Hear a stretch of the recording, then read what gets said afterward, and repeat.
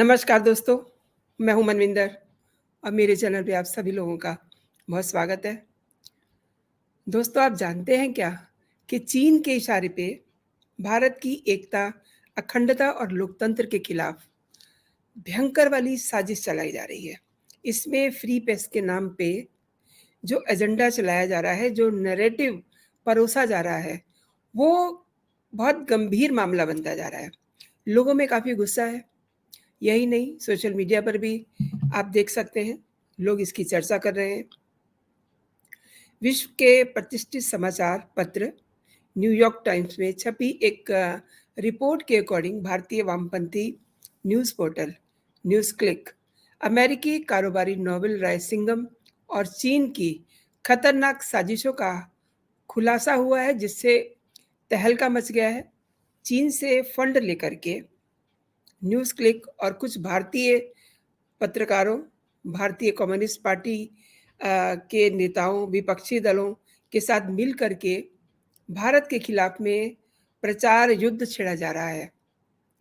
ये news portal प्रधानमंत्री नरेंद्र मोदी, उनकी सरकार और भारत के खिलाफ प्रोपेगेंडा कर रहा है। यहाँ तक कि चीन के इशारे पे भारतीय नक्शे के साथ छेड़छाड़ करके भारत की संप्रभुता को चुनौती दे रहा था।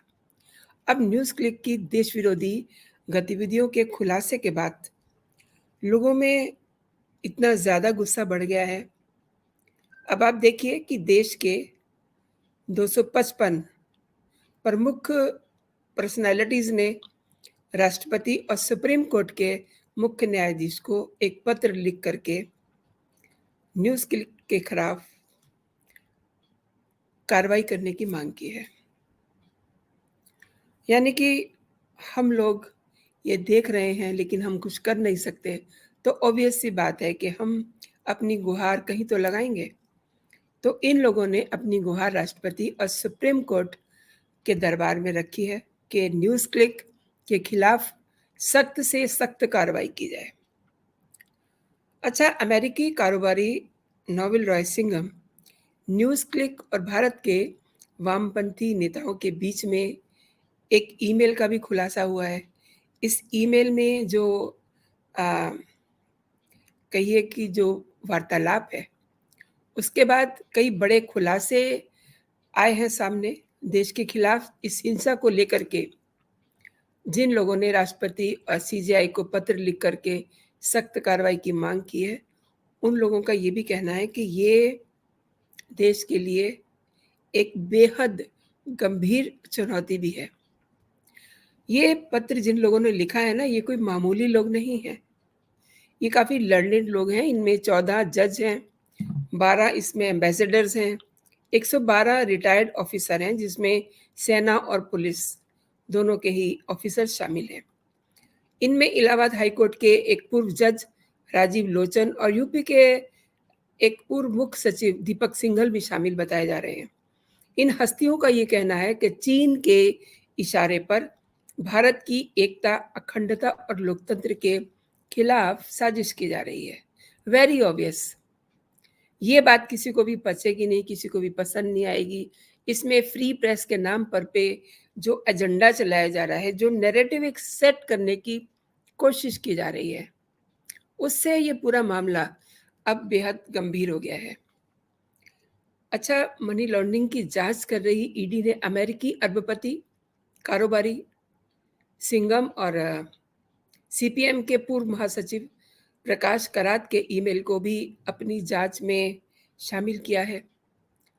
ईडी न्यूज़ क्लिक से तीस्ता तिलवाड़ के परिवार के सदस्यों को लगभग 40 लाख रुपए ट्रांसफर करने के अलावा पत्रकार प्रंजॉय गुहा, ठाकुरता और वेबसाइट कर्मचारियों और कई अन्य मीडिया कर्मियों को लगभग 72 लाख रुपए देने की जांच की जा रही है।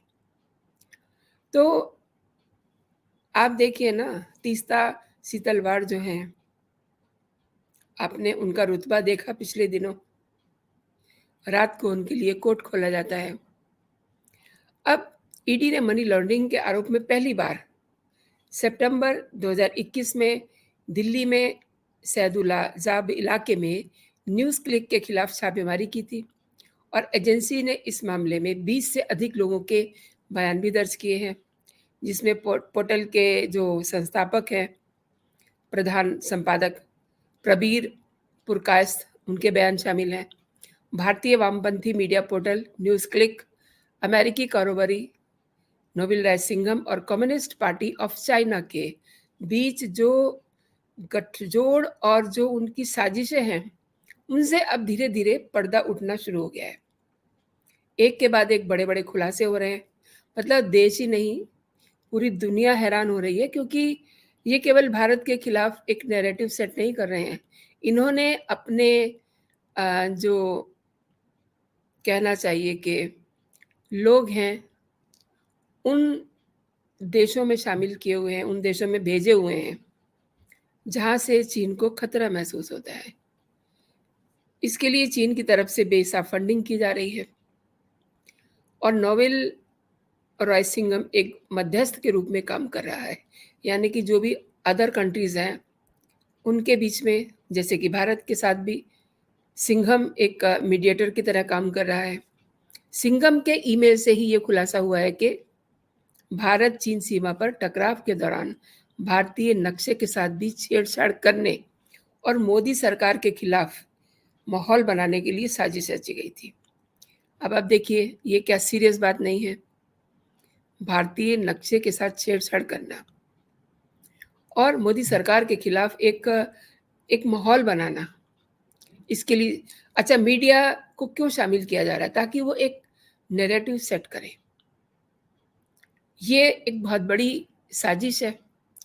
टाइम्स नाउ ने न्यूज़ क्लिक के editor in chief Prabir Purkayastha और नोबेल रायसिंघम के बीच जो ईमेल के ज़रिए बातचीत हुई है, उस तक पहुंचने का दावा किया है और इसके मुताबिक 6 जनवरी 2021 की शाम 5:09 पर सिंघम ने कई व्यक्तियों को एक ही ईमेल सेंड किया।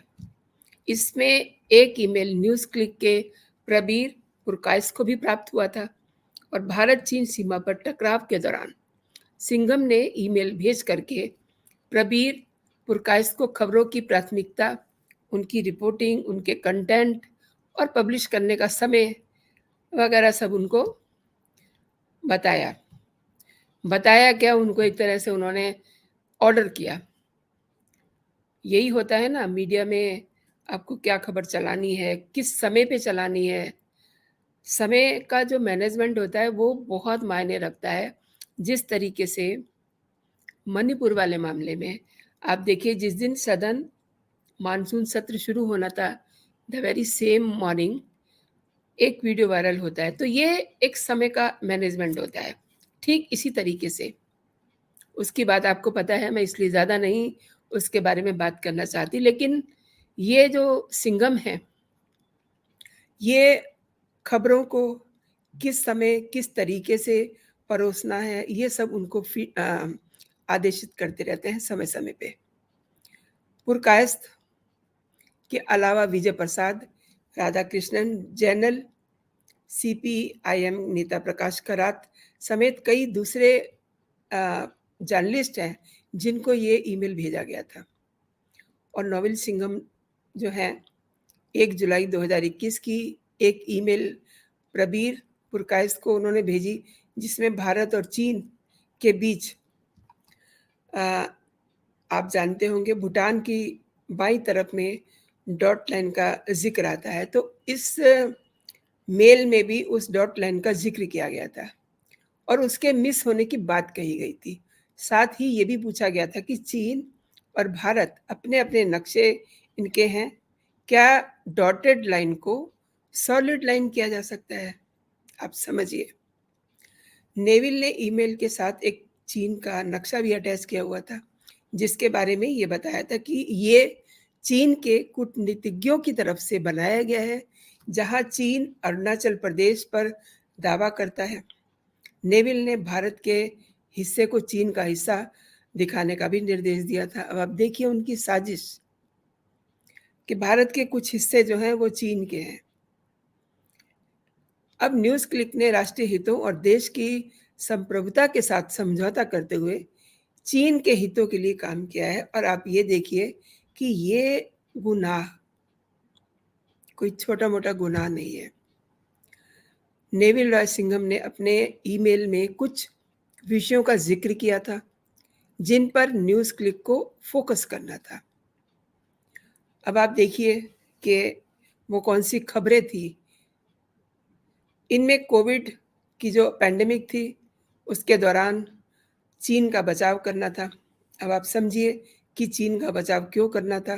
क्योंकि ये सारी भसड़ कोविड चीन की तरफ से पूरी दुनिया में स्प्रेड किया गया था। इसके बारे में आपको कुछ भी बताने की ज़रूरत नहीं है। सबको ये पता है कि इसके पीछे किसका हाथ था। तो चीन केवल भारत ही नहीं, कई दूसरे देशों में भी इस तरीके का एजेंडा लेकर के चल रहा था कि कोविड महामारी के दौरान चीन का बचाव किया जाए। भारत के में जिस समय किसान आंदोलन हो रहा था, उस समय किसानों के विरोध का समर्थन करना। आपने देखा होगा कि जो 2-2 टके के रिपोर्टर थे, वो भी उस समय किसानों के आंदोलन में जाकर के रिपोर्टिंग कर रहे थे और वो अपनी रिपोर्ट ऐसे ही चैनल्स को दे रहे थे। भारतीय कम्युनिस्टों का सहयोग करना भी इसमें शामिल था और भारत-चीन सीमा पर संघर्ष पर चीन का बचाव करना भी इस स्ट्रैटेजी में शामिल था। नेविल रायसिंघम ने चीनी हैंडलर्स के साथ न्यूज़ क्लिक की टीम का परिचय भी कराया था। सबसे चौंकाने वाली बात यह है कि सिंघम अपने मकसद में कामयाब रहा। किस तरीके से? क्योंकि उसका काम था एक बिचौलिए का, एक मीडिएटर का। यानी कि न्यूज़ क्लिक और वैसे ही कई क्लिक्स को किस तरह की खबरों को प्रमुखता देनी है, उनके प्रसारण का समय क्या होना चाहिए, ये सब चीज़ें बताने में वो कामयाब रहा। और सबसे बड़ी बात ये है कि उन खबरों को आधार बना करके मोदी सरकार पे एक तरह से वो हावी हो रहा था, हमला कर रहा था। अब हमारे देश में कोई बाहरी व्यक्ति जो है आकर के हम पे इस तरीके से अपना इम्पैक्ट छोड़े, हम पे प्रभाव डाले या हमको प्रेशराइज़ करे, उसको आप क्या कहेंगे? हमारे देश का दुश्मन, हमारे देश की सरकार, यानी कि हमारे देश के ज़र्रे-ज़र्रे का वो दुश्मन है। अब अगर आप ये समझिए ना कि अगर ऐसे लोगों के साथ मीडिया शामिल हो जाए और कुछ हमारे नेता शामिल हो जाएँ, तो क्या फिर बर्बादी में कोई देर लगेगी क्या? ये तो अच्छा हुआ कि चीज़ें समय पे खुल रही हैं, खुलासे हो रहे हैं। अब इस पे एक्शन भी लिया जा रहा है। अभी 4 दिन पहले की ही बात है, अनुराग ठाकुर ने इस पे पूरा ब्यौरा भी दिया था। लेकिन उसके बाद कुछ चीज़ें और निकल के आईं। जब एक इस लेवल के मंत्री की तरफ से खुलासा होता है, जिस तरीके से अनुराग ठाकुर ने खुलासा किया, उधर the very same day Nishikant Dubey ने भी सदन में 2-3 महिलाओं का नाम लिया, जो जिनको चीन एज़ अ टूल बना रहा था, ये Singham as a tool use कर रहा था। तो आप सोचिए ना कि फिर ऐसे लोगों के साथ क्या होना चाहिए? ऐसे लोगों के जो मीडिया हाउसेस की आड़ में इस तरीके के काम कर रहे हैं, लाइक न्यूज़ क्लिक। अभी आप देखिएगा उन सब लोगों के नाम भी सामने आएँगे, जो लोग इन सब साजिशों में शामिल हैं, चाहे वो रवीश कुमार हों, चाहे वो आपके न्यूज़ क्लिक हों, चाहे वो कोई और, आप सब जानते हैं उनके नाम। इस पे मैंने एक बार वीडियो भी बनाई थी और सब पे शिकंजा कसा ही जाएगा। अब देखिए वो अपना कैसे बचाव करते हैं कि हम चौथा स्तंभ हैं लोकतंत्र के और हमारा मुँह बंद किया जा रहा है। हम अपनी बात कहना चाह रहे हैं। आप क्या बात कहना चाह रहे हैं? चौथे स्तंभ का क्या काम होता है? लोगों के बीच में एक मीडियम बनना और बताना कि क्या हो रहा है।